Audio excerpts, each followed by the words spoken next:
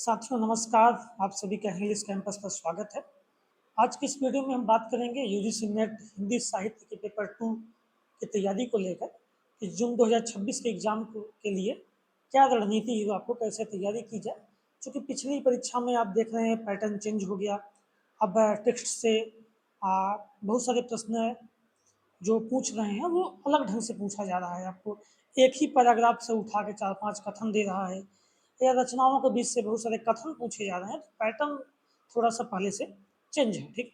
Paper 1 में same pattern है, लेकिन पेपर 2 जो हमारा है हिंदी साहित्य का, उसका पैटर्न लगभग-लगभग चेंज हो रहा है।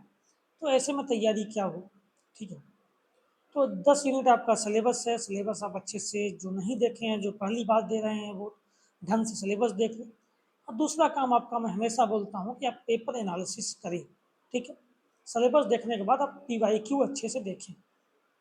पीवाईक्यू आप 2022 के बाद से अब तक का पीवाईक्यू जो 7-8 बार पेपर हुए हैं, वो सारे पेपर आप ढंग से देख जाएँ। यूनिट 1 से लेकर 10 तक सारे यूनिट्स के प्रश्न आप लिखें, मतलब सांकेतिक रूप से ये लिख लें किस-किस टॉपिक से प्रश्न पूछे जा रहे हैं, कैसे प्रश्न पूछे जा रहे हैं, ये आपको खुद से एनालिसिस करना है, ये बहुत ज़रूरी काम है आपका। एक डायरी उठाइए और हर यूनिट के प्रश्न आप बाकायदा हर वर्ष के लिखिए, पूरे प्रश्न मत नोट करने लगिएगा, मतलब उनके बिंदु नोट करिएगा, टॉपिक नोट करिएगा थोड़ा-थोड़ा कि क्या पूछा जा रहा है, कैसे प्रश्न पूछे जा रहे हैं। डायरेक्ट ऑब्जेक्टिव प्रश्न हैं, कथन वाले प्रश्न हैं, कथन कारण वाले प्रश्न हैं, सैद्धांतिक के प्रश्न हैं, व्यवहारिक प्रश्न हैं, कैसे प्रश्न पूछ रहा है, वो आपको पहले एनालिसिस करना है, ठीक है? इसके बाद आपको पढ़ना शुरू करना है। पढ़ने को लेकर बहुत सारी चीज़ें हैं, किताबें हैं, यूट्यूब चैनल्स वगैरह हैं। सबसे आपको मदद लेनी है, किसी एक सोर्स पे आप निर्भर नहीं रह सकते हैं, आपको सारे सोर्स की हेल्प लेनी पड़ेगी, ठीक है? अब जैसे आपका भाषा है, इतिहास है, काव्यशास्त्र है और वैचारिकी है, ये 4 यूनिट आप किताबों से ही पढ़ना है। इनके लिए बहुत सोशल साइट्स यूट्यूब बहुत उपयोगी नहीं है, इनको आपको किताबों से ही पढ़ना है। किताबों में जैसे एक तो आचार्य रामचंद्र शुक्ल की किताब आपके लिए महत्वपूर्ण है ही, बच्चन सिंह का हिंदी साहित्य का दूसरा इतिहास और रामसूर चतुर्वेदी की हिंदी साहित्य संवेदना और भाषा वाली किताब, ये 3 पुस्तकें एनटीए के हिसाब से, नेट के हिसाब से बहुत महत्वपूर्ण है, बार-बार प्रश्न पूछे जा रहे हैं, इनको आपको पढ़ना चाहिए। अगर आपने पहले पढ़ा है तो अच्छी बात है, नहीं पढ़ा है तो पढ़िए। और इनको लग रहा है कि आप नहीं पढ़ पा रहे, तो इनसे संबंधित यूट्यूब वीडियोज़ आप देख लीजिए अच्छे से, वहाँ से भी कुछ चीज़ें कवर हो सकती हैं, ठीक है? बट ये मस्ट है किताबें पढ़ना।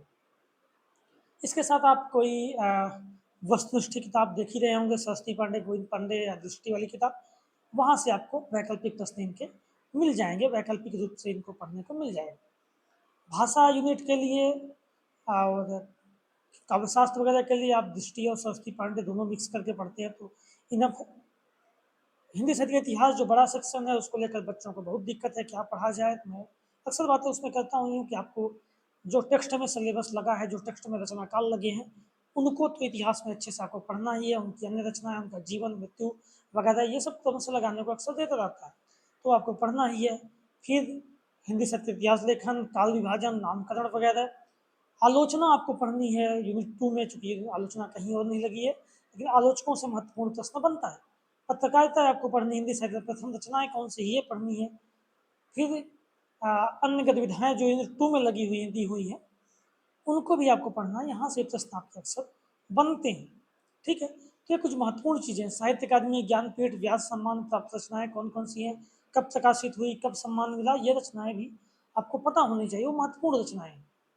इतिहास में ये भाग जो मैंने 7-8 बिंदु बताए ये महत्वपूर्ण है। बाकी आपको भक्तिकाल, रीतिकाल या आधुनिक काल में जो फुटकल कवि दिए हैं बहुत सारे, उनको पढ़ने में बहुत ध्यान मत दीजिएगा। उनको ये याद करेंगे तो बाकी चीज़ें भूल जाएँगे, उनको नहीं रटना है। आचार्य शुक्ल को पढ़ते हुए भी जो भक्तिकाल और रीतिकाल में जो बहुत सारे कवि दे रखे हैं उन्होंने 250-300, उनको नहीं पढ़ना। दोनों भक्तिकाल और रीतिकाल से 20-30 कवि ही महत्वपूर्ण हैं, उनको जो बड़े कवि हैं उनको ही आपको पढ़ना है। तो ये सारी चीज़ें इतिहास की दृष्टि से हैं। वैचारिकी के लिए आपको अलग से कोई किताब है नहीं, दृष्टि में थोड़ा-सा दिया है, वहाँ से पढ़ सकते हैं। कुछ चीज़ें आप गूगल करके उसके विषय में जो-जो टॉपिक हैं वो आप पढ़ेंगे। अब आते हैं टेक्स्ट पे जो सबसे ज़्यादा महत्वपूर्ण है, जहाँ से उलझाऊ सवाल आ रहे हैं, जिसके बारे में हमें ज़्यादा बात करनी चाहिए। टेक्स्ट में क्या है कि टेक्स्ट से डीप प्रश्न पूछे जा रहे हैं, लाइनिंग पूछी जा रही है। तो आप जैसे निबंध है, कहानी है, कविता है, इनको तो आप आसानी से 2 बार 3 बार पढ़ सकते हैं कभी भी, ना? इनके आप प्रिंट आउट वगैरह निकलवा लीजिए। जो नए बच्चे हैं वो, तो पुराने हैं उन्होंने निकलवा ही लिया होगा। परिप्रवास आप इसमें छोड़ सकते हैं, वो कविता में सबसे बड़ा खंड है। 750 पेज की कविताओं का पीडीएफ होता है जो हम लोगों ने ग्रुप पे भेज रखा है, उसमें 300-350 पेज का परिप्रवास है, तो उसको छोड़ दीजिए और बाकी आप प्रिंट आउट करा सकते हैं, उसको कविताएं पढ़ सकते हैं। ठीक, कविताओं की व्याख्या भी महत्वपूर्ण हो जाती है, तो व्याख्या के लिए आप एक चैनल है यूट्यूब पे, बातें साहित्य की ऐसे करके चैनल है, वहाँ व्याख्या पढ़ी है, 3-4 वर्ष पुरानी है पर अच्छी है। जहाँ फंसते हैं तो व्याख्या वहाँ से देख सकते हैं। बाकी कविताएं आप पढ़ जाइए। कविताएं आधुनिक काल की कविताएं आप लाइनिंग से पढ़िए, लाइनिंग लगाने को दे रहा है। महादेवी वर्मा की पंक्तियाँ हों या निराला की पंक्तियाँ हों, इनकी लाइनिंग लगाने को दे रहा है, तो आप लाइन से पढ़ेंगे। आपको क्रम पता होना चाहिए कौन सी लाइन पहले है, कौन सी चीज़ें पहले हैं। तो आप जब अर्थ सहित पढ़े रहेंगे तो आपको याद रहेगा। 2-3 बार कविताएं पढ़ जाइए, प्रिंट आउट निकलवा लीजिए, जो शब्द नहीं समझा रहा वहीं अर्थ लिखते हुए चले जाइए। ठीक है, ये कविता की बात हो गई। कहानी आपको अच्छे से पढ़ लेनी है, 2-3 बार कहानी आप पढ़ सकते हैं। कहानी सबसे मज़ेदार भाग है इसमें। कहानी आप जब कुछ पढ़ने का मन ना हो तो कहानी पढ़िए, लेट गए हैं सोने का मन है, सोने से पहले 2-4 कहानी पढ़ जाइए आप, ऐसे कभी भी पढ़ सकते हैं। निबंध भी बड़े अच्छे अच्छे लगे हैं। निबंध वैचारिक हैं, निबंध में आपको थोड़ा सा सचेत बुद्धि रहना पड़ेगा, और निबंधों से ठीक ठाक जैसे बनते हैं। निबंधों में कुछ कविताएं भी हैं, उनसे भी प्रश्न आपके बनते हैं, तो वो भी आपको अच्छे से पढ़ना है। नाटक सर्वाधिक महत्वपूर्ण भाग है, नाटकों से सर्वाधिक प्रश्न बनते हैं यूजीसी नेट में हमेशा। तो नाटक आपको अच्छे से पढ़ना है। नाटक पढ़ते समय नाटकों के अंक, नाटकों के पाठ, नाटकों के गीत, नाटकों का प्रकाशन कब हुआ, नाटकों में दृश्य कितने हैं, ये सारी चीज़ें, नाटकों के संवाद, ये आपको ध्यान देना होगा अच्छे से। तो नाटक से हमेशा बेहतरीन प्रश्न आपके बनते रहे हैं। तो ये चीज़ें हैं। फिर बचता है आपका उपन्यास, अन्य गद्य विधाएं। 2 यूनिट ऐसी हैं जिनमें बड़ी बड़ी रचनाएं लगी हैं। अन्य गद्य विधा में कुछ छोटी रचनाएं भी हैं, जैसे भोलाराम का जीव, जामुन का पेड़, माटी की मूर्तें, ठकुरी बाबा, ये छोटी रचनाएं हैं तो आप आसानी से पढ़ जाएंगे, बैठकी में आप पढ़ सकते हैं इसको।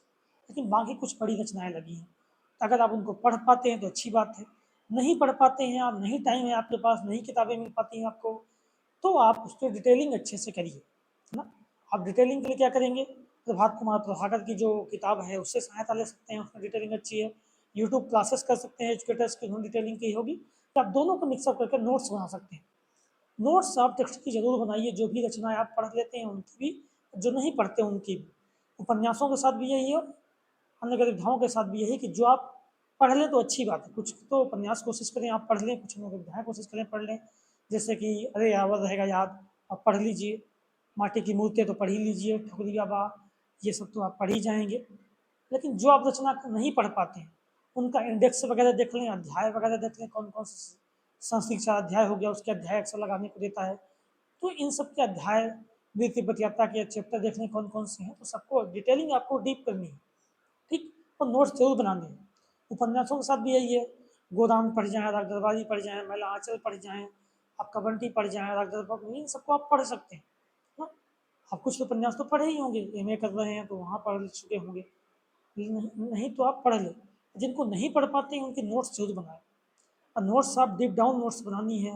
पात्र पात्रों का मतलब संबंध, किन किन सालों का जिक्र है, कहाँ का घटनाक्रम है, क्या मूल उद्देश्य है, क्या क्या घटनाएं घटित होती हैं, घटनाएं आपको क्रम से पता होनी चाहिए, है ना।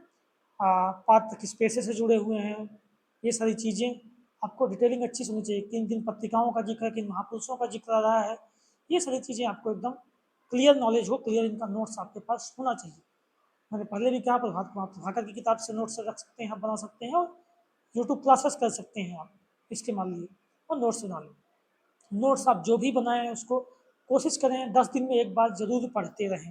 ठीक है, जितना भी आप नोट्स बनाएं, पेपर 1 हो, पेपर 2 हो, रिवीजन की बहुत ज़रूरत है आपको, जैसा पेपर बनाया जा रहा है नेट का। अगर आप रिवीजन नहीं कर पाते हैं, आप कितना भी पढ़ेंगे, 10 किताबें पढ़ें, उसका कोई मतलब नहीं।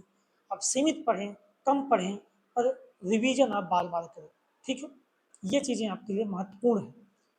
इन सब के बाद आपको प्रैक्टिस की बात आती है, तो प्रैक्टिस आप बेसिकली PYQ की ही करेंगे, बाकी आप प्रैक्टिस पर ज़्यादा ध्यान ना दें। आप प्रीवियस ईयर क्वेश्चन सॉल्व करें, 2021-22 से लेकर अब तक के प्रीवियस ईयर क्वेश्चन आप सॉल्व कर जाएं। ठीक है, और सॉल्व करते समय जो आपको नए टॉपिक मिले, नए प्रश्न मिले, उनको आप नोट्स में लिखते रहें। ये काम आप करेंगे। टेलीग्राम पे क्विज़ वगैरह भी दे सकते हैं, हम भी टेलीग्राम पे क्विज कराते हैं, जैसे कोई और चैनल्स हैं, सीमित करें, ज़रूरी नहीं कि उसका दिन भर दें आप, एक आध 2 चैनल पे आप यूज़ कर सकते हैं, वो भी आपके लिए हेल्पफुल रहेगा, उसके बहाने आप कोई ना कोई टॉपिक पढ़ जाते हैं, ठीक है?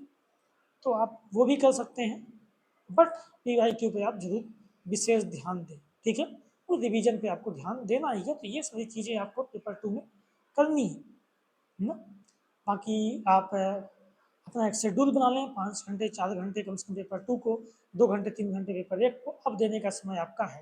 लगभग 2.5 महीने समय अब बचता है आपके तैयारी में, तो अब आप अच्छे से उसको 6 घंटे 7 घंटे कम से कम नेट के पेपर को आपको देना है, तभी आपका ज़्यादा क्लियर हो पाएगा, क्योंकि कट ऑफ ठीक ठाक जा रही है। पिछले बार से पेपर इस बार कठिन था दिसंबर का, तो कट ऑफ भी कम गई, बट आप कम से कम 110 का टारगेट लेके चलेंगे, अगर जनरल कैटेगरी में है तो ही आप ज़्यादा अपना सेफ मान के चलें ना। लगातार कंपटीशन बढ़ रहा है और ज़्यादा होने वालों की संख्या भी घट रही है, क्योंकि इस बार ज़्यादा 0.66% लगभग बच्चों का ज़्यादा हुआ होगा, यानी ज़्यादा की संख्या लगभग घटा रहा है। पहले 0.75% था, और उसके पहले 1% तक बच्चों को ज़्यादा होते थे, अब धीरे धीरे कम हुआ। तो ये चीज़ें आपको ध्यान रखनी होगी, कंपटीशन ज़्यादा है, टफ है, और समय आपके पास सीमित है अब तैयारी को लेकर, तो आपको अच्छे से लगना है, ध्यान से लगना है, तभी आपका ज़्यादा होगा। और मैं फिर से दोहरा रहा हूँ, पहले भी कहा है कि पेपर 1 पे भी आपको ध्यान देना है, तभी आपका ज़्यादा हो पाएगा, अकेले पेपर 2 के मत्थे ज़्यादा पक्का नहीं होगा, ठीक है? तो ये सारी बातें हैं, बाकी आपको कुछ दिक्कत होती है तो मैं मुझसे आप टेलीग्राम पे, व्हाट्सएप पे या फ़ोन कॉल पे बातचीत कर सकते हैं। कमेंट सेक्शन में भी आप कमेंट कर सकते हैं। टेलीग्राम और व्हाट्सएप ग्रुपों की लिंक मैं आपको डिस्क्रिप्शन में दे दूँगा, वहाँ से भी आप जुड़ सकते हैं, पीडीएफ प्राप्त कर सकते हैं, टेलीग्राम पे क्विज वगैरह आप दे सकते हैं, ठीक है? तो ये सारी बातें आपके लिए हैं। करिए, अच्छे से तैयारी में लगिए, शुभकामनाएँ।